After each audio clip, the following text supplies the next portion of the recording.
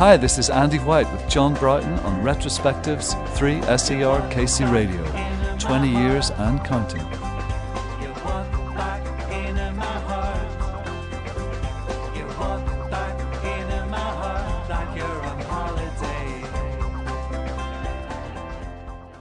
And welcome to the 3SER studios, Andy White. Hi John, good to meet you face to face. Yeah, at last. That's right, we spoke last time on the phone. That's right, all the way from Switzerland. That's right, when I was living in the middle of Europe, and now I've moved to Europe. In Melbourne town. So you're a man true to your word. You did mention during that interview that you were thinking of relocating here for a while. Really? Did I? Yeah, you did. Yeah, well, I've kind of been thinking of it ever since I came here the first time, which is about 7 years ago, and it took us quite a long time to actually do it, about 3 years. So we're on our big adventure, our little family, so we're making the most of your amazing country. Have you put a time frame on it at all, or are you just playing it by ear? We're kind of playing it by ear. I mean, we've been here since January. I'm sure we'll be here this year and next year, and let's see how it goes at the end of then. Yeah. You know, because it kind of depends on it depends on loads of things, but we thought that this was the right time to do it. How are you finding running a career for me? Because you've still got people working for you back home, haven't you, basically? Yeah. Well, that's the thing, is because it's like starting again here. I mean, it's fantastic being here, and I was in a group here which played quite big concerts, but it really is like starting again here. So I have to go back now and, you know, tour the UK or Europe. Instead of like coming here maybe once every 2 years, every year I'll have to go back to Europe to make some cash. So we'll see how it goes. That I've just come back from London like last week. I was there for about 4 or 5 weeks. How did that go? There was a bit of a hiccup in that before you left. I think I remember it. Yeah, I had we spoke. Yeah, it was just like a technical thing to do with the reissue of an album, and it's part of the thing about being a very long way away from where the things come out, is that it's good news in that you don't have to worry about so much stuff because you don't know about it, but it's bad news when something goes wrong because it's a very long way away. Yeah. The only good thing is that you're 11 hours ahead of the problem, so that's the good idea. But it was fine in the end. I went back, did a tour, did a lot of writing, did some recording, so I did a whole load of things, and I saw my family in Ireland, which was great. You're certainly a well-travelled performer. Does travelling influence your writing? Yeah, it always has. It's always informed what I do. If you're an Irish musician, really it is in your soul to travel. You almost have to travel because it's a very, very small place. You could probably fit it into Tasmania, I think. I think it's maybe... How big's Tasmania? I haven't a clue. It's a fair size. Yeah. Is it like 3 hours to drive from one side to the other? It's been a long time since I drove it, but yeah, be around 2-3 hours. Yeah, so I mean that's the place where we all come from. That's where you have to tour. So you can spend your life touring Tasmania. So every Irish musician has to travel, really. And if you're one who reflects his time and place and what he writes about, then sure, then that's me. Then I definitely reflect where I came from in my writing. Well, while we've got you here tonight, we're going to talk a little bit about the recent album, although it's not all that recent now. It's been out for a fair while. It has in other parts of the world. In Australia, it's kind of new. It's really I purposely held it back from being released until this year, until a few months ago. Whereas, it's been out. It was out in Europe in 2000, 2 years ago. Yeah. And you also got guitar ready in hand. Are you all tuned? I think I am. I just remember when I detuned my guitar, I was in Heathrow Airport trying to get it through the luggage weighing procedure. Trying to pretend my guitar in its case weighed nothing, when in fact it weighs an absolute ton. So that's when I last detuned my guitar, but it seems to be back in shape now. Would you like to maybe play a song? We'll get you to kick off with one, why not? Well, here's a travelling song. This is called Looking for James Joyce's Grave.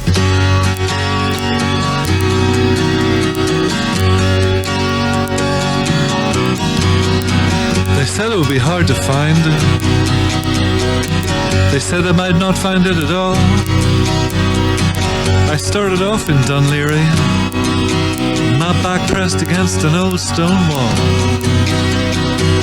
In a Martello Tower near Sandymount Strand, he said it was the centre of the world. That's where the great adventure started, just himself and a Galway girl.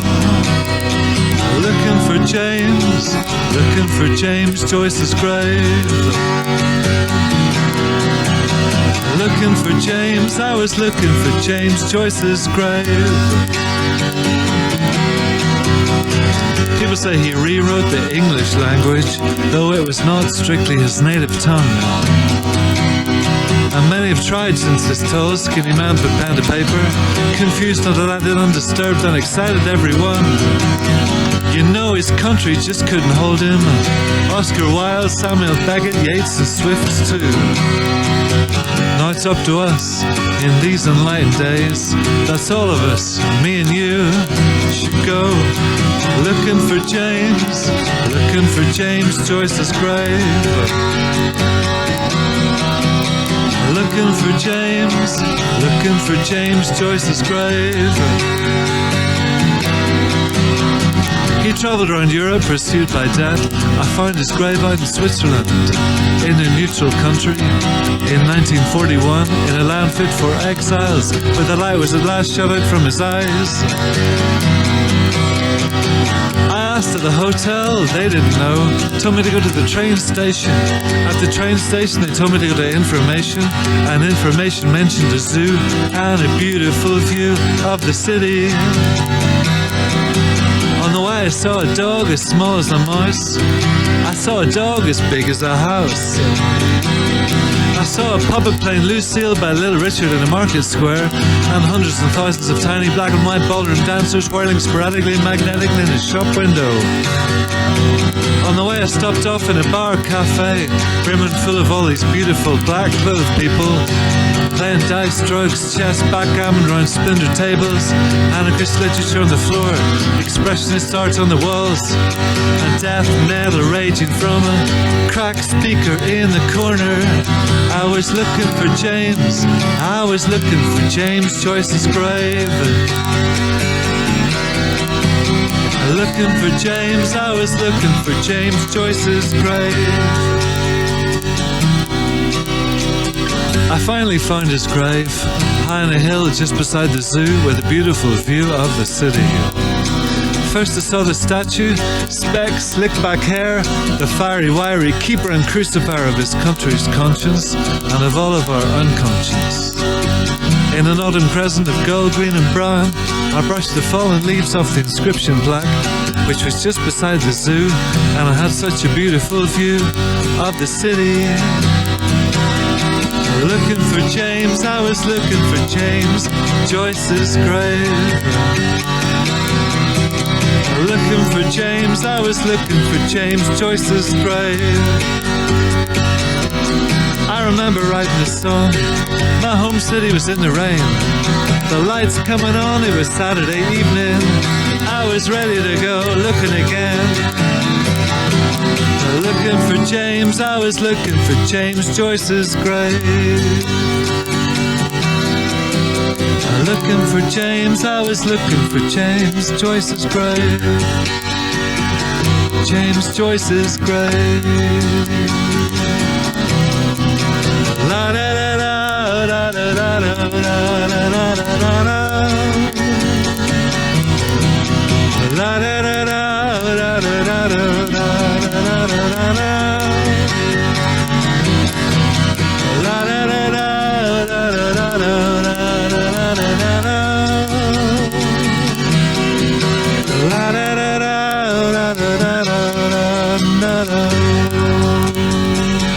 James Joyce's grave. James Joyce's grave.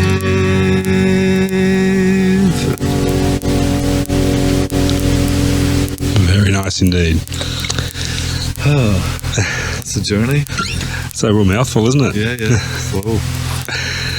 I'm going to take in track Sunrise.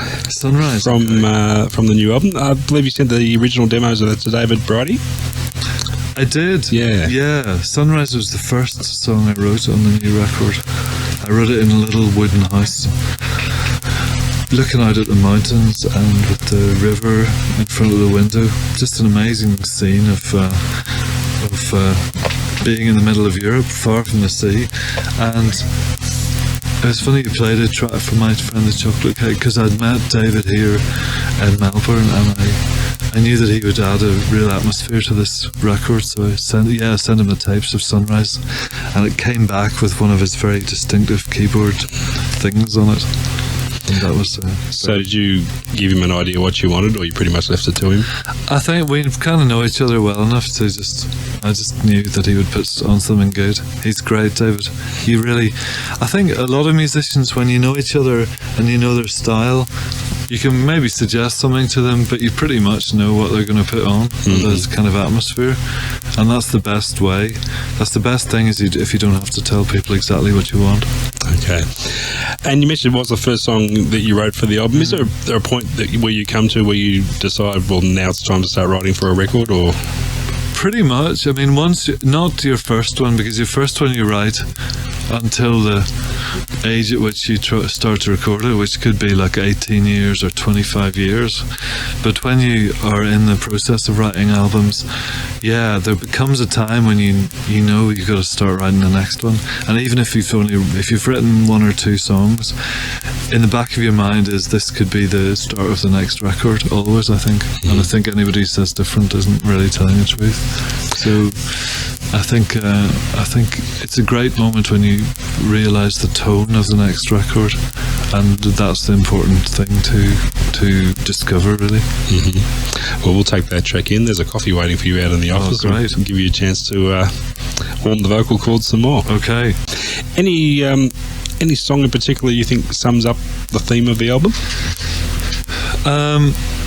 There's one song is really the centre point of the album, and it's called I Want It Straight, and it's kind of about changing your life, and which is kind of a big topic, but something I think everybody can do if you want to. And I certainly did. I have done a couple of times, but I Want It Straight is this kind of thing where if you just get a little bit older, not too old, but just a little bit older, and you just you can't be bothered with people who don't tell you the truth anymore. There's not enough time for messing about, really. So that's what that song's about. Okay, so that's the centerpiece. It is, yeah. It's a very emotional song, as you'll hear, and it's there's mentions my granny in it, who was a centre of our family, who was the centre of the music in our family, who was born in a completely different era to any of us nowadays. And I always think, I don't know how old you or your listeners are, but if you have a grandmother or a relation who was born in the last century, like the difference they saw in their lives from then to now, if they're still alive or if they've just died recently, was just so immense that you can't imagine it'll ever be like that again. So I Want It Straight, it's got a lot of things in it, personal and non-personal, really. So I should really play it for you. Yeah, shouldn't I? Are you going to play it off the CD? No, I wasn't going to, but we can put it on your live acoustic list there if you like. Yeah, definitely. Yeah, I'll definitely play it for you. I Want It Straight. Here we go.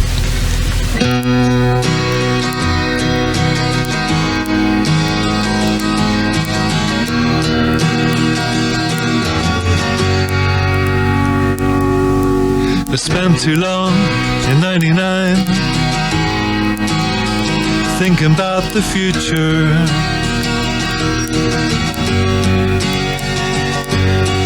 Now it's come, 0-1. I'm staring at computer.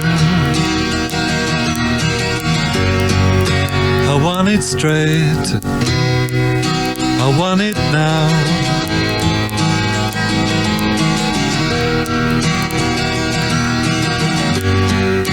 You found out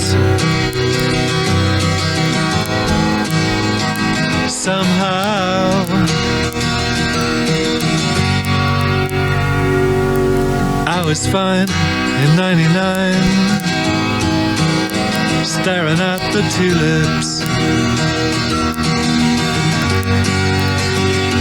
When no one calls, nothing rhymes. Tearing up the rule book. I want it straight, I want it now.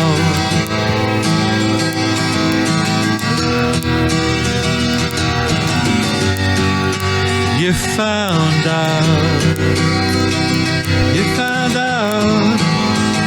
somehow. I tried to understand, but understand is tough.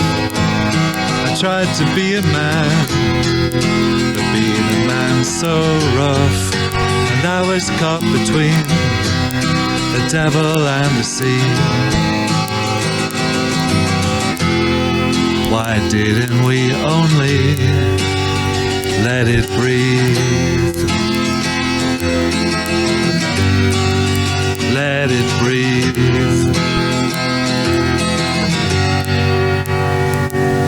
You know I cried when Edie died, sitting at the funeral.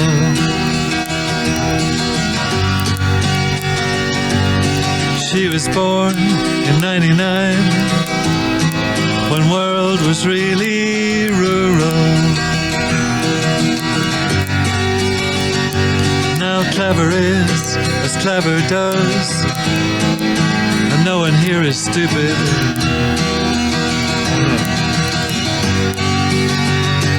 Take my advice for those who pray, beware the tiger Cupid. I want it straight, I want it now.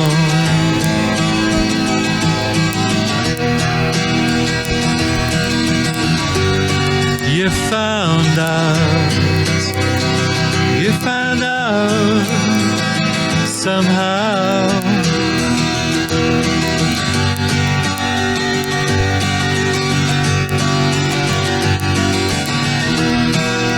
How could we always get it right? Too much day, not enough night.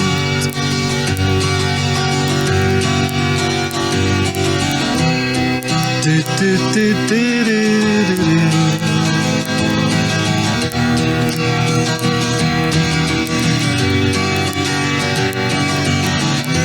Do do do do do.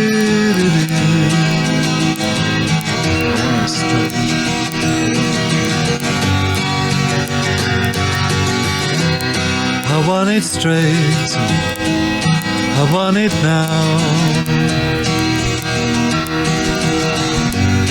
I want it straight, I want it now.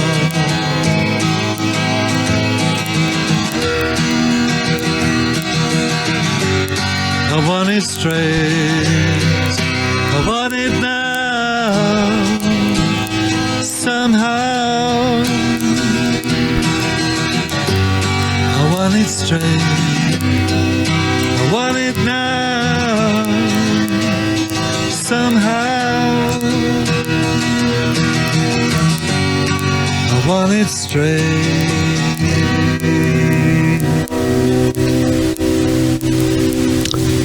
Very nice. Very nice indeed. Reading through the notes and the credits on the album, it was recorded in various parts of the world. There's various studios credited. A bit like an audio jigsaw puzzle, I guess, wasn't it? Well, nowadays, John, you can with the miracles of recording, master tapes aren't huge metal objects which would be too big to send around the world. They're very small little digital master tapes, and you can take the tapes and pretty much post them off to friends of yours who might have the same kind of equipment all over the world, and see what they do, and they can get them to send them back. So it wasn't that I've been to the places where we've recorded all of the album, but I actually posted the tapes, and it's a good tip, folks, to if you know musicians in other places and you want them on the record, to do that. So it ranges from, there's a place, a shack up in Ontario somewhere. Some of it was recorded in, some of it was recorded in Minnesota. And I went myself to Galway to this hotel room where a track was recorded. Hysteria was recorded. I wrote a song with an American country bloke called Kieran Kane. You might have heard of from the O'Kanes. Oh, of course, because he plays in Melbourne a lot. He's a regular here, yeah. That's right. Yeah. I forgot, of course. And Kieran was over for a writers' conference. Well, not conference, really a writers' workshop thing between American and Irish songwriters. And we were picked to write a song together, and we wrote one called Hysteria, which is on the album and describes a bit of a crazy night in Dublin, Friday night in Dublin. And so we recorded that in a hotel room. They're an interesting thing, those songwriters' workshops. What's the actual format? How's it all The format is, John, you get a load of American guys who are completely pumped up and full of ideas and with notebooks and things, and then you get a load of Irish people or English people looking at their shoes, wondering what to do. It's almost like a songwriter swingers party, isn't it? It is a bit like a swingers party, except nobody's got any keys to put in the bowl on the table. But if only they had, folks. It's it's who gets the ball rolling is the big question. And it's great if people are put together who have one of the person works more on spontaneity and one of the person has got some ideas to start off with. And it's really, the way that we got it started was that the Americans and the Irish people all had to put their name down on a piece of paper, and they put the pieces of paper into one of two hats, and one of them was an American named hat and the other one was an Irish named hat, and then they got a Miss Ireland to pick out the one from each hat, and then those two people had to write a song together. That's the way it went. Enjoy it? Yeah, it was just great because you just put together with people, and I came up with a couple of good songs. I mean, it kind of depends on the outcome, really. So I was very pleased. Hysteria is one of my favourite tracks on the record, so I'm happy. Yeah. So you got a result. Yeah, definitely. Is there any point over the weekend where you actually get to choose to sit down with somebody? You could do that as an extra kind of thing if you wanted, but mostly you're told what to do. Those things. Going to take in The Very Thing from the new album, right, which I saw you do with Monique Brumby back at the Cornish Arms. Did you? Were you at that show? Yeah, I was there that night, yeah. You hid yourself away somewhere there. I was right under your nose, actually. Really? Yeah. That was great when she sings it really well. Yes. Did you write the song as a duet, with a duet in mind? I did. I wrote it with, I think a lot of rock duets are written from, and obviously the two people singing are singing to each other in one way. Usually they're in love with each other or out of love with each other. But this duet is interesting that the people are singing to each other, but they're singing about their respective partners and about the way that they have to leave their respective partners in order to do what they do, which is music, or it could be anything. In this case, it's music. And but then this thing, music, which has torn them apart, has also brought them together in the first place. So it's about that kind of push and pull, which one is faced with a lot if one has a job, which means you have to go away a lot. We'll take it in. It's a beautiful song. The Very Thing.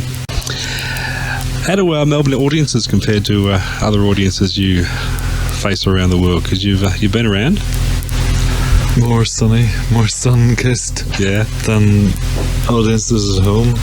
Yeah, well, as I say, John, I'm just sort of starting off here again. So I think open, and I think hopefully if I play more here, people are used to going out, used to going to live venues here. I think they're just a lot compared to most places. It's a bit like Dublin used to be, Melbourne, where there's maybe 10 or 15 places you could go to see live groups. I mean, there aren't that many places in Dublin nowadays. There used to be, but there are not really anymore. So it's interesting.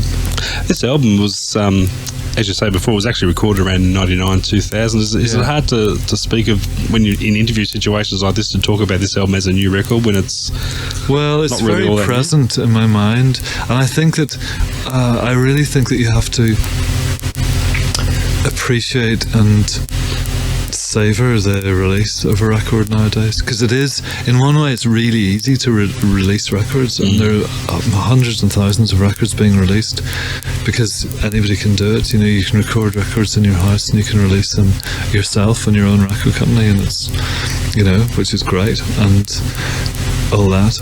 But I think equally you have to really be fussy about what you put out, and I really took ages writing this record, and I really did my best and put together this great group of Dublin musicians, and it was mixed by a fantastic record producer called John Leckie, who is really, everybody listening to the show would have a record he's done, because he started in Abbey Road in the 60s and did the Pink Floyd music and many great records, up to Radiohead records and Muse. They were the last kind of groups he did, and I just put a lot into this record, so I'm used to it coming out in different places at different times. It came out in Canada last year, for example, in America, and this year it's come out in Australia, and the first 2 years ago it was in Europe, and I think that's a good way, because if you're not Madonna, if you're not multinational, then everything takes time to grow and come out. And then by the end of the cycle of the album, you've maybe got a new one to record as well, instead of being really pressurized to write another one very quickly, because I don't come out with enough songs to do an album every 6 months. Not at all. Well, taking one more from it before we get you to wind up with another live one, 'Cause I'm Free, which I think I saw a blurb on you in the Sunday papers a while back. That song pulled a few strings for you. Did you? Yeah, it did. They may have exaggerated everything. I wonder if they exaggerated things. I mean, when we wanted to come to Australia, it was partly a coincidence and partly helped by this song that I wrote with a Scottish bloke and with Christine Anu about Cathy Freeman, and it just so happened that, I mean, I knew Cathy Freeman as a runner, but I didn't recognise her iconic status at that time. And yeah, she obviously did fantastically well in the Olympics, and the song got played a lot of places. It just meant my reference was pretty good, because you had to have a pretty serious reference to come over here. Yeah. And my publishers are from here, so it was good. It didn't, the guy in immigration didn't personally hum me the chorus and the second verse and say come into Australia, but it did definitely help the whole thing. Yeah. This song, 'Cause I'm Free. Excellent. You're mentioning quite different to Christine's version. Yeah, it sounds different. I don't know if you know Christine's version, but Christine's voice brings it into a whole different realm, but it's always interesting hearing a song by the person who wrote it, don't you think? Yep. It's always really interesting, and there's some really cool people singing on that version. Indeed. We might get you just to squeeze one more out for us live before we let you get back on the road home. All right. Maybe I should play this one and...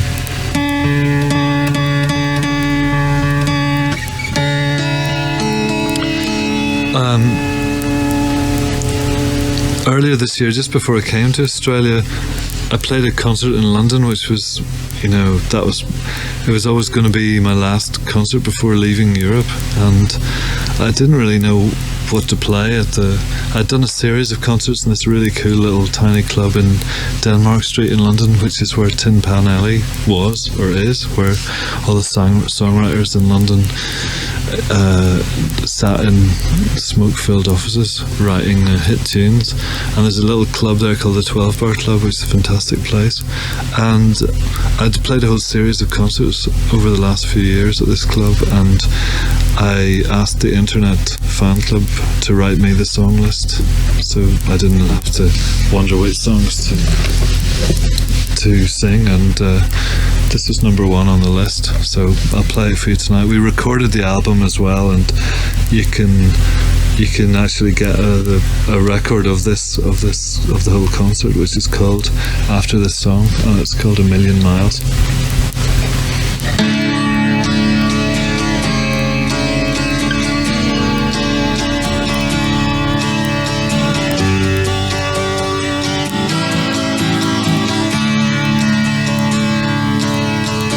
can feel the breeze freeze in the leaves on the trees. The radio down on Margaret Street. They thought it must be coming on quicker than I ever expected. And the girls down the block are singing so softly. It's at times like these that everything falls into perspective. And you ask me what I'm thinking, why that's impossible to say. In your arms I'm a million miles away.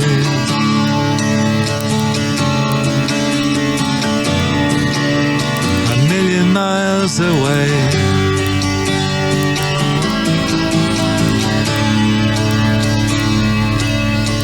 It all happened so fast, I knew it would last, till one of us had to crash.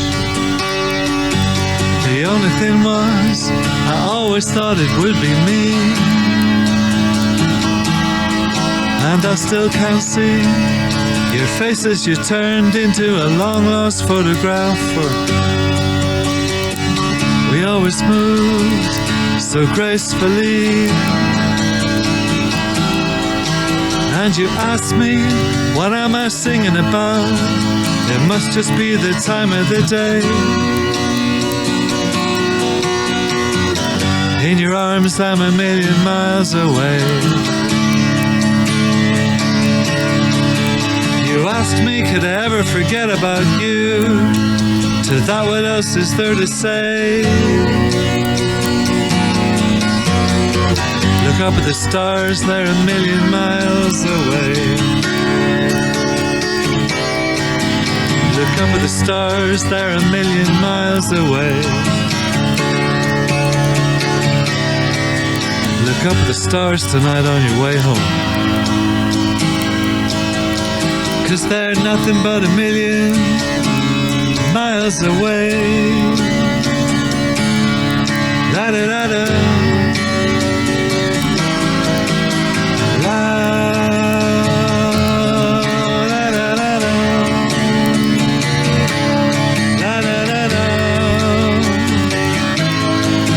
Watch the sun going down over the gas house grey, and tell myself, keep telling myself, you're nothing but a million miles away.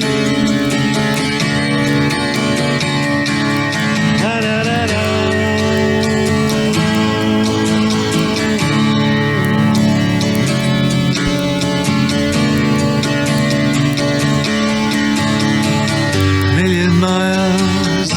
Million miles away.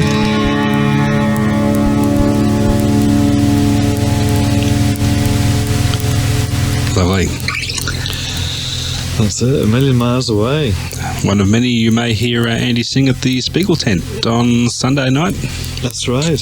That's right. We've got just outside of, I think it's the Victorian Arts Centre, isn't it? Yeah, below on the forecourt there. Yeah, there's this huge tent which is used to travel around Europe, filled with mirrors and things. It's gorgeous. And I've got a great band who are going to play as well, who are called the Belfast Cowboys, and feature Joe Crichton on the bass guitar and Angus Birchall on the drums, and I think Monique Brumby will come as well, and Jerry Hale might play some dobro and guitar, so it's a great band. Oh, very nice. It's a really cool band, yeah. Have you played the tent before? Yeah, in Edinburgh, funny enough, in Scotland, yeah. So I've been, I've seen it. Yeah, I haven't had the pleasure of seeing it, but I believe it's amazing. It is. Yeah, it's pretty special. I think Marlene Dietrich, people like that used to do a cabaret kind of thing there in the 20s and 30s, and this dude from Melbourne has taken it upon himself to ship it around the world and have shows in it all the time. It's crazy. Yeah, it's great. It's good fun though. And that's Sunday night. That's a late start, about 10 o'clock. It's 10 o'clock, and there's like a bar, and you know, it's going to be a cool evening, I'm sure. Not out. Alt. What's the situation with Alt at the moment? I think it's pretty much just a thing which happened at the time. You know, I've spent a while hoping it would happen again. It was a group with me, Tim Finn and Liam O'Manley. We made this album called Altitude, which is a very special record. We made it here in Melbourne, in Tim's studio, which is no longer. And I don't know. I speak to Liam and I speak to Tim, but it's really up to the two of them to speak together, and they're just difficult. Not because they don't like each other, just because they're so flaky. Tell you the truth. So it's on an indefinite hold. I'd say so. Yeah. I'd say, you know, in one way, I spent a while hoping there'd be another record. In another way. If it's not going to be as good as Altitude, then I don't mind if there's not another record. It would have to be really good. Yeah. It would have to be done really well. Yeah. Have your thoughts turned towards recording while you're here? Yeah. It's funny, they turned today, because I did some in London last week, and I've talked to actually the guy who engineers the Altitude record. I talked to him today, and I'm sure I'll be doing some recording before Christmas here. Fantastic. Yeah. So fingers crossed. So there is a stockpile of songs there ready. Yeah, I've now got a load to try and work out what the story is on the next record.